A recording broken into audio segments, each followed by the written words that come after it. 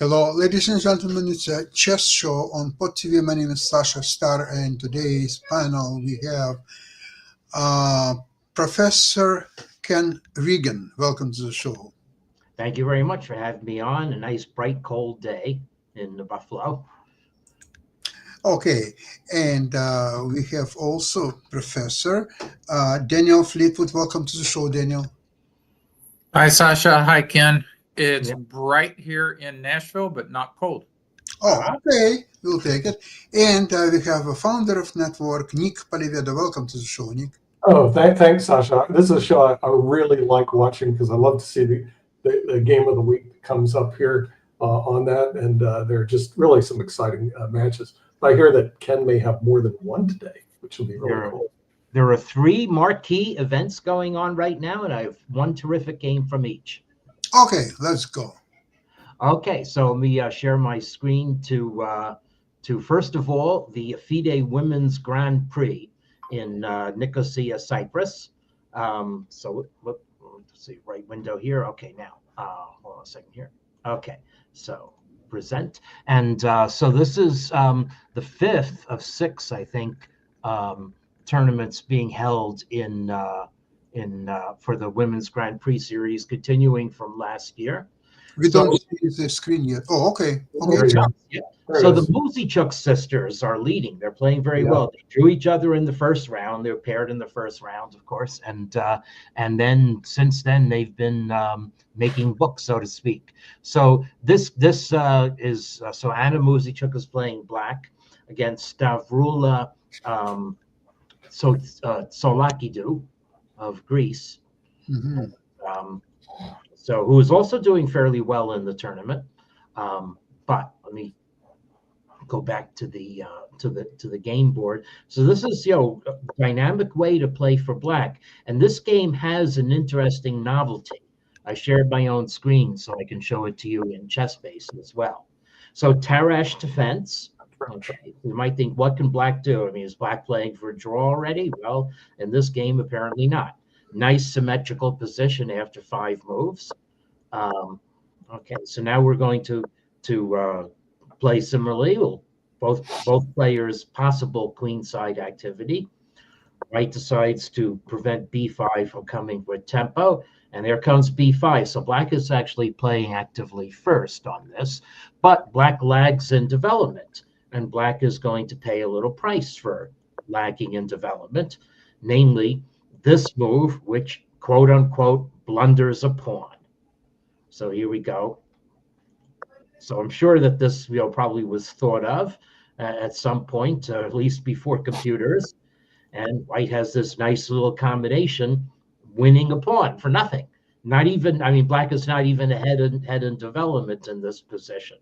So white retreats the knight, and okay, both players actually, white takes time to apply some pressure to black's queenside, but both players castle. So what's going on here? Where's black's compensation? Well, actually, if you look in the window up top, you can see that this is 0.06. It's basically an even position.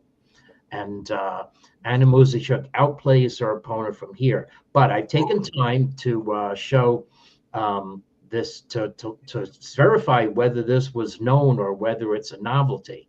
So here it is, according to ChessBase Cloud and my ChessBase Big 25 reference database. This move, fianchettoing the bishop, is actually a novelty. And wow, when this that's hard to believe. Previously reached a year ago in Vaikonsei, Ding Liren captured on d4 so as not to blunder the pawn. Huh.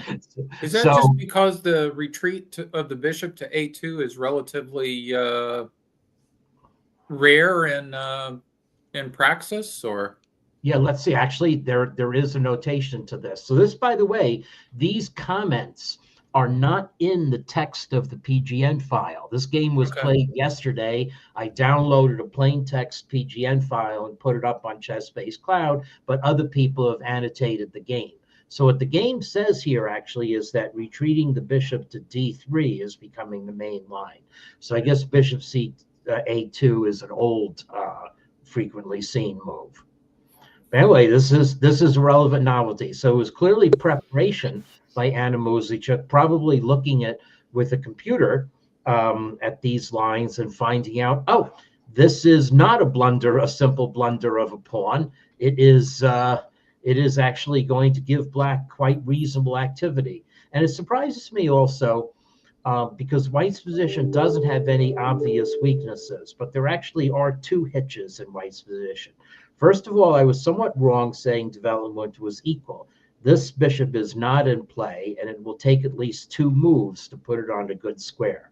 Either e4 and bishop out that way, or b3, b4 really, and bishop b2. And the second problem is that white's king side is defended only by the knight on f3. White's queen even is temporarily off to the side and has this pawn formation. It does not have the g3 bishop on g2, more solid barrier to activity by black's pieces. So these themes will all come into play, even though they're not ultimately decisive. So Anna Mozychuk just plays chess, queen c7, queen h4. Okay, now overseeing that part of the square, black just plays to the center. How is white going to develop that bishop? Notice that the game is still dead even according to the computer if white plays the plan of e4 and bishop f4, tempo on black's queen, solving the development problem that way. But Stavrolit Sokodoulou decided to try to get active the other way by playing the knight over and then b4, with ambition, I guess, of also raking black's king side symmetrically with two bishops. So white is a pawn ahead, but white is now, as I say, 3 tempi down. Need to play bishop b2, rook c1, and rook d1 to equalize the leverage. Okay, so black now starts moving some wood over to the king side and putting a question to white's queen, which has to go to the not great but defensive square h3. And now black starts taking over the center. So will white be able to get the center? And now a new weakness in white's position is revealed. f2 and e3, in some positions, black can think about sacrificing the knight on f2 and taking on e3. Not here, but with more preparation. So white actually decides to give back the pawn. And very quietly, in fact, even though the computer liked white's bishop b2 move. Okay, so where did white make a mistake as far as the, I wasn't paying attention to the evaluation. It crept up on white. Queen h4 was fine, but then why knight e4 was... Ken, why didn't he play e4? I mean, this whole thing on the queen side just doesn't seem right. Why yeah, that's right. G5? Yeah, white should play e4 and bishop f4 or bishop g5. Correct. Yeah. So yeah, basically, white's attacking nothing. Yeah. I mean, this queen side play, there's nothing there. Yeah, but e4, you get your other bishop out, and you're up a pawn. I mean, I don't get it. You know? Yeah. Well, it's still dead even according to the computer. So I don't know how far Anna Mozychuk's preparation extended. Let's actually take a look at that. So if white instead plays e4. Yeah, I think that's a better move. E4. Now let's see. So it does enable black to instantly counterattack against white's. So black is going to get some positional compensation out of this, because the move to avoid a disadvantage is this, and then I can play e5. Well, yeah, but this is still, maybe a little better for white. Hard to tell.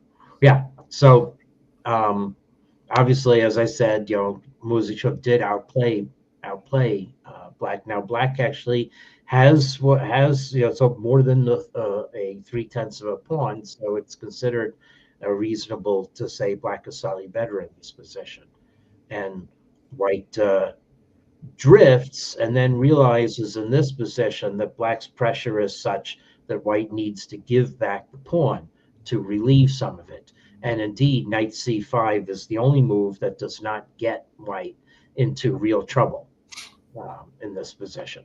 So, in fact, all 3 moves by the computer have white sacrificing something. So let's see. So why is an obvious move like rook c1 bad? Oh, yes. So this is really beautiful. Black strikes. Okay.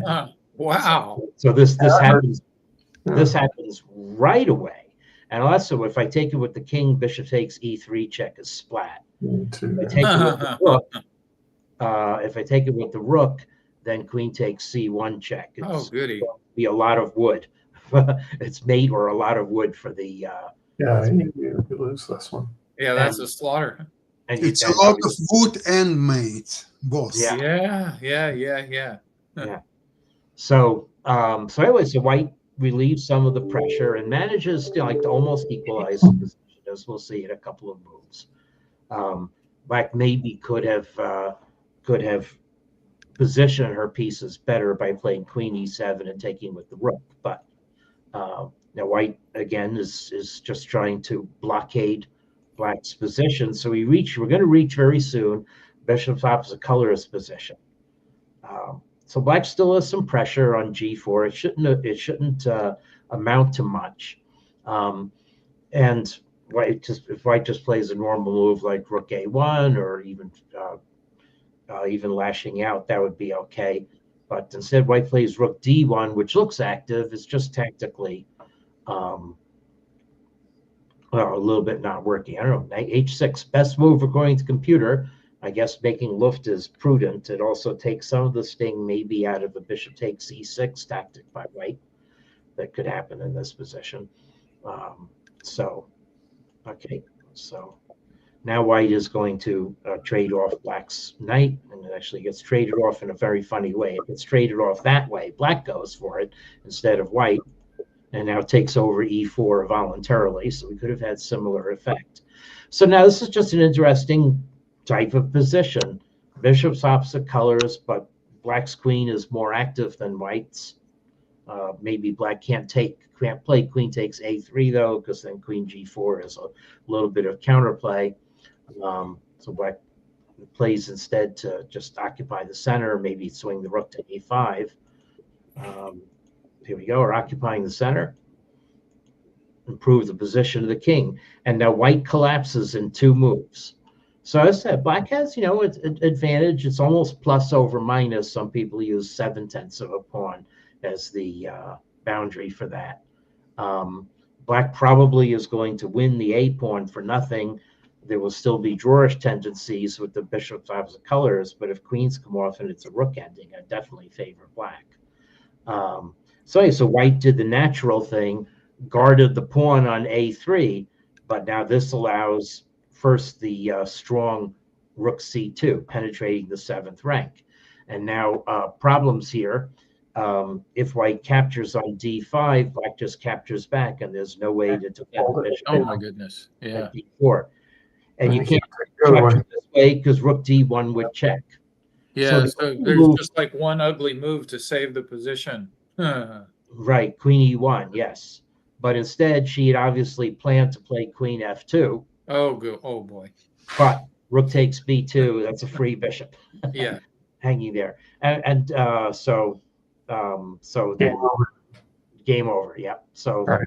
So interesting board geometry with the rooks. Just a nice, theoretically relevant game by Anna Muzychuk. Beautiful game. And I had a flashback to my first rated chess game when I was a senior in high school. I got a free pawn, and then black had 2 bishops and a Ruy Lopez on similar squares, and basically just rolled me up in a similar way.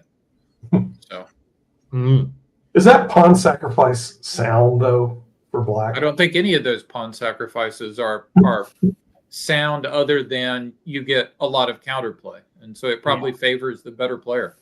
Yeah. Yes. So knight c3.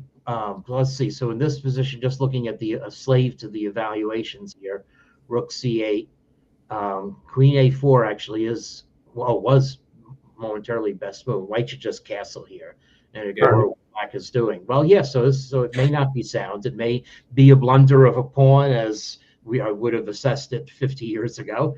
Right. But there's still a lot of life in classical chess, so people are making these discoveries.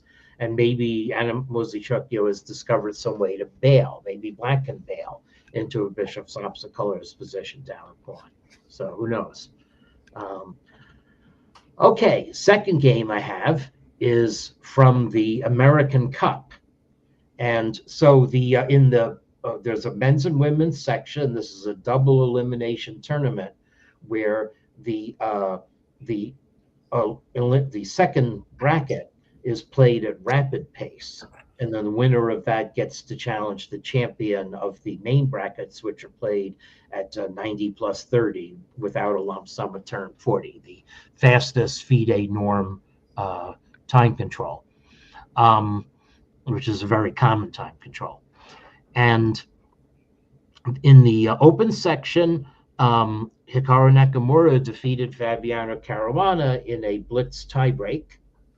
But in the women's section, Alice Lee won it cleanly, winning in round 1 and drawing in round 2 against Tata Varamanyan after Arena Crush and some others had fallen by the wayside. So this is a beautiful attacking game by Alice Lee, a very mature one in some ways that I will show. So, but Black, of course, Tata Varamanyan plays enterprisingly with King's Indian. Okay, and this offbeat move, knight a6, followed by e5. So Black there are tactics here where White can't hold on to a pawn on e5 that are, I think, pretty well known. So Black now reroutes the knight, and now the knight is going to come into play in a more common square. So the whole question is, can Black get sufficient counterplay against White's center? And the engine actually says, this is a little bit of trouble for Black. Already we have to take some activity on this side in order to avoid a very large disadvantage. So Black's other knight goes to h6 now. But White's pieces aren't so great either. Now White would like to get the f3 knight off and maybe expand on the king side. But first, let's knock back Black's knight. And now, again, this is just a nice move and a nice strategy by Alice Lee. And whether this is a preparation should also be looked at. So in fact, let me see if I can open this. I probably shouldn't show this window. Things going on. Well, okay, so I won't take a look at it. But this move here, it's interesting to see when It's this very pretty. Very pretty. Yeah. Obviously, White could capture on h6 if Black takes it. The point is, White will sacrifice a pawn, but open up the d5 square. Yeah. And Black's fault in this game is not responding in kind quickly enough. And you don't take the chance when it's first offered, and then it never comes back again. Okay, so I don't really understand Queen e8 as a move, as opposed to b6, and the computer doesn't understand it either. But now the computer, and I also don't understand why Stockfish is repeating moves, but there are problems with cyclical evaluations. So anyway, White goes ahead with business. And so White has sacrificed the pawn, but we have this lovely square on d5 and pressure on the d file. And now what Black has to do to equalize is get a knight onto d4. And I could try doing it with either knight. So it does it with this knight. There you go. It gets into d5, and now the knight is going to come to c6 or e6 and d4. Okay, and now queen f7. Okay, we're going to do it via e6. Meanwhile, this knight goes back here. Okay, so already though, Black is getting pushed around, and so let's see. Is it already here? Actually, that Black missed the chance. Let me just see something here. So I prepared this, and now I've forgotten how I thought Black's most expeditious way to get the knight to d4. Well, okay, so knight b8. So the problem is White is eventually going to, oh yeah, it's coming up. So this was taking the foot off the gas. So the key element to this position is that when White's bishop is on g4, Black is not going to be able to play knight d4 anymore, because Black will lose control of the e6 square. So this already sets up that latent tactic, and that's why bishop g4 would have been better. Mm-hmm. Anyway, White played knight e3, coming in. And now, so this is where Black had the chance to get the Yeah, knight to 96. D4. Should have taken it right away. Queen takes E6. Okay, now the thing is that white has not yet played bishop G4, and you can play H5. So the point of H5 is to prevent white's bishop from coming to G4, and then after H3 or something, now knight D4, and black is fine. Might lose another pawn on C5, but you've put the cork in the bottle, so to speak. So the problem with black's knight D7, which is trying to get the knight back active, is that now black can't play knight E6 anymore. Well, black has to obviously move the knight on D7, but now black can't play knight E6 anymore. It's still the best move, but it doesn't work, so to speak. So the problem is that now knight D4 loses to rook takes D4 and bishop E6, pinning the queen. Oh, whoops. And now, so black cannot play this anymore. And maybe it is now that Tatev Abravanyan realized that. Okay, rook F8, but now white is able to put the hammer down. So first, let's do that. Okay, so black, the natural knight C8, I mean, everything is bad here, but the natural knight C8 just allows white to infiltrate.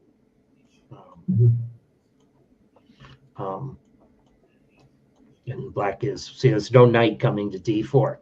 Yeah. So white is just has dominance of this position. So black tried bishop F6 first, and that at least got white's queen out of dodge. But the problem in the position still remains. So the problem is that black's knight is not going to get to D4 anytime soon. Okay, so and white meanwhile is able to put pieces on good squares. So this is mature. Again, white may have missed a chance to like A6 might not have been the best move. Maybe rook A3 and swinging to the king side is better. But white's plan is perfectly fine. We're just going to put pressure on black and prevent the pieces from organizing themselves with black's knight going to F8, E6, and D4. So this is again hoping to get the knight to F8. But there we go, the knight's on F8. But now, okay, can black play queen F7 to try to do this? No, knight G4 is just too much pressure. Knight H6, forking king and queen. So black realized had to play king G7. Now there's going to be a very beautiful knight checkmate motif in a moment. Really? So knight G4. Okay, and now rook C8. Just a blunder, but maybe a blunder of despair. Okay, because black realizing that queen F7 is not on because the bishop takes F6, and there's just not going to be enough defenders of D8 in the end. Okay, so that's the flaw in black's position, and that's why she played rook C8, still hoping to get the rook off the D8 square and that there's enough defenders of the position. But here we go. So I should have used this as a puzzle position maybe. Rook D6, absolutely beautiful. Very pretty. Yeah, very pretty. So if bishop takes F6, so this is mate in 3. It's bishop takes F6 mate. Suddenly all the squares of black's king are cut off.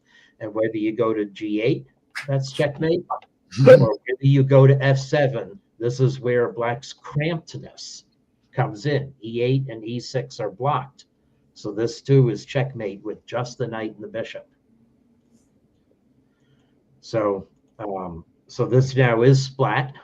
And so black's queen, again, now we're hoping, can we get knight E6 in? No, rook takes F6. This is rampage of destruction here. And the same problem, if you capture white as knight H6 mate. So after this, Abravanyan gave up. Well, that's not the way to play the King's Indian. Yeah, as white, yeah. So very powerful, very calm positional play leading up to an attack. Attack is the natural outgrowth of the positional play. So Alice Lee is, I guess, 15, sure, but certainly, she says her rating says 2386. I track her as being closer to 2500. Maybe she needs to go to Europe and get more experience. Anyway, okay. Well, she'll have one more challenge from the losers bracket. Maybe it'll be Irina Krush, because Krush and Lee have had some real Donnybrook matches in the past 2 years. Yeah. But okay, last game is from the European Individual Championship being held in Efori Nord, Romania. Right now, Daniel Yuffa has 5.5 out of 6, and there are 11 people chasing with 5 out of 6, one of whom is Badur Jobava. Mm-hmm. He plays C4, so we're not playing the Jobava London system out of the gate, but let's play a few more moves here. Okay, so we have Slav defense, and we handle it in London style. So, well, bishop in the exchange Slav, bishop f4 is a much longer, older, known move. So, obviously. So now knight e5. So as I said, this is a symmetrical, boring position, a boring open line, and it gets exciting real quick in this game. So f3 now. So a little bit of fantasy style play. You attack my bishop, I'll attack your queen. I'll try to win a pawn. Get checks, and a white has sacrificed the d pawn. Suddenly we have craziness on the board. This game is going to have even more crazy motifs with it. So queen c2. Okay, so we sacrificed a pawn. The computer says dead even, but whose preparation is better, and is this position easy to play? I think this position is much easier to play for white, because you attack by developing. Whereas black can develop, but black has to pay attention to things that are getting attacked. And here we go, castle on the queen side. So more weird veiled quasi threats, discoveries with the bishop. And black now goes astray. So black maybe can play queen a7, discretion, and then develop normally, crouch for a while and be up a pawn. Korchnoi maybe could play this as black. But instead, get the knight from offside. What could be a more natural move? Okay, so computer thinks that white should have played e4, sacrificing another pawn. Wild things will happen. Maybe black can't take it. Maybe there's a simple reason why black can't expose himself on the D line. Okay, so this obviously has to be looked at very deeply to understand what's going on. Actually, what's going on is knight b6 and lots of pressure on d7 and white's bishop raking a6. So maybe you can already reject this. So e4 is a good move by white, but king b1, understandable. Get the king out of checking range. Now black plays queen a7, and black is fine. And the game actually normalizes for a while. Okay, so white, you had to say, is positional compensation for this sacrifice. Now e4, and black gives back the pawn to develop. So the game now looks fairly normal, except that we're going to have some nifty tactics, beginning with knight b6. Okay, so this is not necessarily a good move, but it's a great way to confuse your opponent. So the natural bishop d3 developing was probably the way to handle this position. By the way, knight b6. So the tactical point is that now black's bishop on d6 is hanging. Okay. But black can respond by attacking one of white's pieces. Okay, and now this is opening up the reality that white has opened up lines on the queen side against his own king. Okay, so this is nice. We don't even capture on d6 right away. We've got the beautiful square e5, threatening mate on b2, and white has to open up some more lines, and white's not developed yet. So, okay, we develop, and we block black's attack. Pawns are even, slight advantage to black, but looking at the time, black is a little bit behind on time, but the players really have enough time to navigate. Oh, he doesn't fall for it. What did he not fall for? Oh, the check on f7. Leaving. It's like a class C kind of tactic. Yeah. The better way not to fall for it was to Yeah. was to do that. But okay, so we played, but Queen D6 is very natural. We're fingering some dark squares. We're maybe contemplating A5, A4 in this position. The only drawback is we did allow White's rook into D7, and that ties Black down a bit. But counter that rook. Okay, so all right. So maybe Black is playing defensively. This A5 motif now is a sad echo of the attack. Could have been. But there's nothing wrong with Black's position. Just have to not get spooked by possible tactics that White might come up with. Okay, that's nice. Bishop A1. Now A4, a little bit. So Black actually just H5. I guess A5 is obviously not hanging because it's made on B2. So Black should just sit in this position. I think Bishop C3 is probably the same. Yeah, Bishop C3 looks same. But anyway, so this is so the problem with this move is White just takes it. Takes it. Wow. And White will just play have a pawn on B3 with a I guess the bishop can sit on E5 and be perfectly happy if necessary. Yes. So Black has vague attacking ideas, and now the game suddenly comes to an end. So this is where again there's some interesting geometric motifs here. So Queen G7, again dreaming of that attack. Okay. And the funny thing is, White's move, which induced resignation, isn't even one of the best three moves according to the computer. The computer says that White's king should become an attacking piece and start overloading Black's bishop on the diagonal.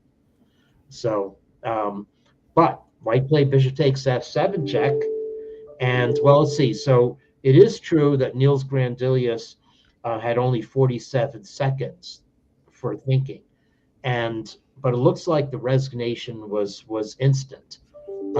And it does actually, I will tell you that even though the computer is giving only a value of 1, I think a human can tell that the position is dead lost.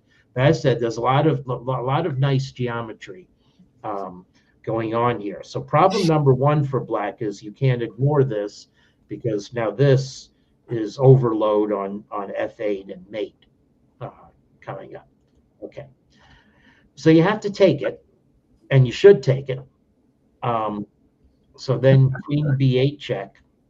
And so what's different about this is maybe Black saw only as far as Queen D8. Yeah, right. Rook D8, pinning the queen and winning. And this would be Black losing the queen. It's resignable. But there's a nice counter motif for Black. Yeah. Rook D7 check. Maybe the position was not. Yeah, I'm sure he missed that. Yeah, and this is reminding of the first game. I guess if you only have 7 seconds left, you're not going to see something like this. And the point of this, though, in the end, so the real problem at the end is that Black's bishop on C3 is loose. Yeah, and so it's lost, but not resignable. Right. So this is, however, though, fairly well lost. It's 2 pawns down and a queen ending. And queen endings are not the drawish. You have to wait through lots of checks, but Black really has no counterplay of the position. So a human can assess this as far more lost than a computer showing only plus 1.14. But anyway, maybe Grandelius saw all of that in a glance, but I wouldn't have. That's for darn sure. Yeah. I might resign this position as Black just because I know. I mean, there are some positions where you can get some real checky attacks, but this is not one of them. Yeah. So there we have it.